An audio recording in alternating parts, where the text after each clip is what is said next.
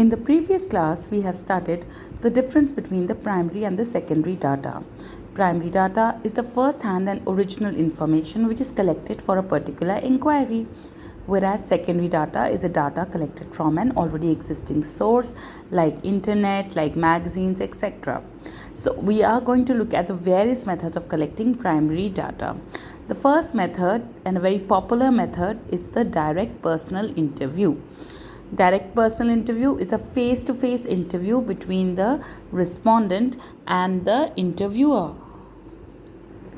Right? So in this, the interviewer or the enumerator is going to ask questions to the subject and will get the answers from it. It's a face-to-face interview. One question will depend upon the answer of the previous question, right? For example, if the interviewer will ask you that do you have any pets, and if the subject says no, then he will not ask the next question as okay, what is the name of your pet. He will ask what is the name of your pet only if you say that yes, you have a pet animal, right? So it's a face-to-face interview. It has various merits. The merits are that it is, accurate information can be obtained since you are directly interviewing the subject. There is flexibility. Flexibility मतलब कि आपके पास ये छूट है interviewer के पास. Supposing the question is supposing the question is the interviewer is asking in English. Okay, he's using the English language and the subject does not know the English language, then the interviewer can ask him in the language which is known to the subject. ठीक है, तो उसके लिए question को हिंदी में translate कर सकता है, थोड़ी लैंग्वेज आसान बना सकता है. So there is flexibility, right? Original information can be obtained, obviously, since we are directly interviewing or directly asking questions from the subject, so the original information is obtained. Also, complete information is obtained, right?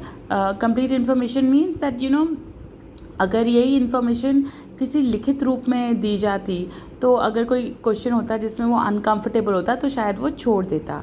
But because the interviewer is right in front of the subject, तो वो उसको दोबारा और तीन बारी 4 बारी question को पूछ के कंप्लीट इन्फॉर्मेशन उससे निकलवा लेता है, right? Also in this we have there is another merit that facial reaction of the respondent can be seen. ठीक है, तो कभी कभी सेंसिटिव इन्फॉर्मेशन होती है जैसे कि डोमेस्टिक वायलेंस, ड्रंकननेस.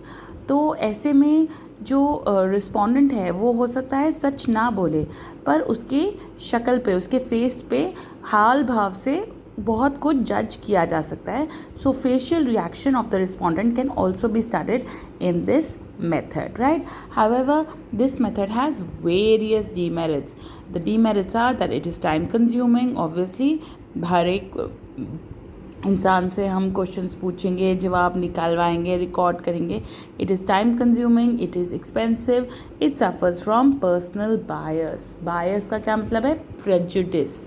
ठीक है, मानना, एक चीज़ मानना. फॉर एग्ज़ाम्पल, पर्सनल बायस का मतलब है कि अगर मैं एक इंसान के बारे में बुरा ही सोचती हूँ तो मैं उससे वैसे ही सवाल पूछूंगी जिससे कि वो बुरा साबित हो, राइट? या मैं उसको उसी तरह प्रोजेक्ट करूँगी जिससे मुझे वो बुरा ही दिखे. So there is a lot of scope for personal bias in this method, and also this method is suitable only for a small area. ठीक है, हम 5-6 लोगों का इंटरव्यू तो कर सकते हैं, पर अगर मेरे पास 1000 लोगों का इंटरव्यू हो तो that is going to be a very very difficult process. This is the first method which is the direct personal interview method. The second method is the indirect personal interview method, right? When do we use this method? When the subject is unwilling or reluctant to give information, then information is obtained from a third party. ठीक है, ये बहुत बार होता है during the time of accidents. ठीक है, तो बहुत से एक्सीडेंट में क्या होता है, जो मतलब इंजर्ड पार्टी होती है, पुलिस उसका इंटरव्यू उस समय नहीं ले सकती, और समटाइम्स तो इंजर्ड पार्टी की जान भी चली जाती है. तो फिर इंफॉर्मेशन कैसे कलेक्ट की जाती है?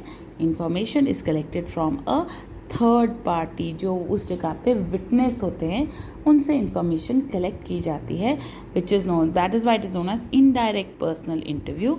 इसका मेरिट ये है कि इंफॉर्मेशन हमें तभी भी मिल जाती है जबकि सब्जेक्ट खुद से इंफॉर्मेशन प्रोवाइड नहीं करना चाहता या नहीं कर सकता। फॉर एग्ज़ाम्पल, एक एक्सीडेंट करने वाला कभी नहीं कहेगा कि उसकी गलती है, तो ऐसे में इंफॉर्मेशन कहाँ से मिलेगी? इंफॉर्मेशन मिलेगी वहाँ पे जो खड़े हुए लोग हैं जो कि विटनेस हैं, ठीक है। And in this case sensitive information is can also be obtained.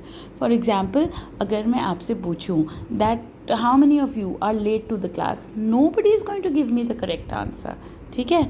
तो मेरे को अगर करेक्ट इन्फॉर्मेशन चाहिए तो मैं क्या करूँगी, आपकी क्लासमेट से पूछूंगी कि बेटा बताओ कौन कौन क्लास में लेट आता है, right.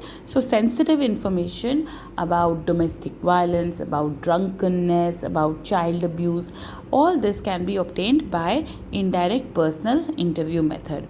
However, demerits are that information is maybe inaccurate because it is not obtained from the subject itself but from a third party, and it also suffers from bias. अगर मुझे आप पसंद नहीं हो तो मैं अपनी टीचर को क्या बोलूँगी, हाँ जी ये लड़की तो रोज़ लेट आती है, right. So a bias is, you know, there's a lot of scope of bias in the indirect personal interview method. Then the third method of collecting personal primary data is through information which is collected through correspondence. ये आपने नाम सुना होगा correspondence का, कहाँ news agencies बहुत use करती हैं जिसको हम संवाददाता भी कहते हैं, है ना।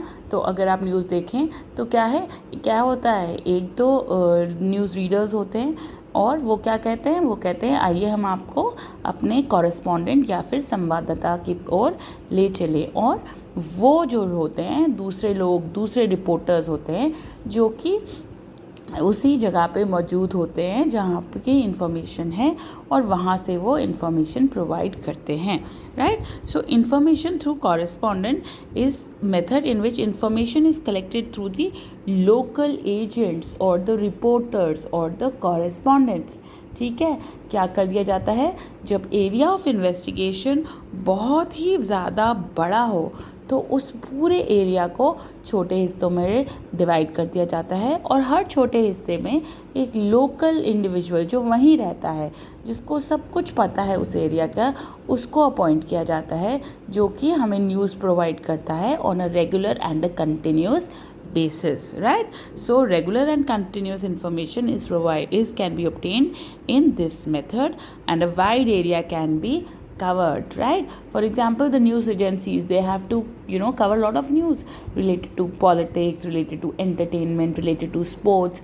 तो एक इंडिविजुअल के बस की बात नहीं है कि वो सभी के सब ही इंफॉर्मेशन कलेक्ट करे, तो ऐसे में वो एक कॉरेस्पॉन्डेंट करते हैं एंटरटेनमेंट के लिए, एक करते हैं स्पोर्ट्स के लिए, एक करते हैं डोमेस्टिक न्यूज़ के लिए, एक करते हैं अमेरिका में न्यूज़ क्या चल रही है, एक करते हैं ब्राज़ील में क्या चल रही है, तो इसी तरीके से वो न्यूज़ कलेक्ट करते हैं, ठीक है। The demerits is that the information may not be accurate and it may suffer from bias, ठीक है।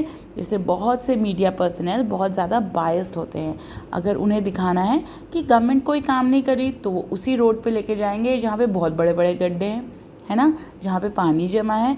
So there case lot of scope of bias and also there is no uniformity. क्यों? क्योंकि हर एक correspondent का अलग अलग method है information collect करने का, इसीलिए इस मेथड में सेम यूनिफॉर्मिटी नहीं है, सब लोग अलग अलग तरीके से न्यूज़ कलेक्ट करते हैं, ठीक है। So we have done 3 methods of collecting information, collecting primary data today. Which are these methods? The direct personal interview method, we have done indirect personal interview method, and the information collected through correspondence. In the next class, we'll do another method of collecting primary data, and that is through a questionnaire.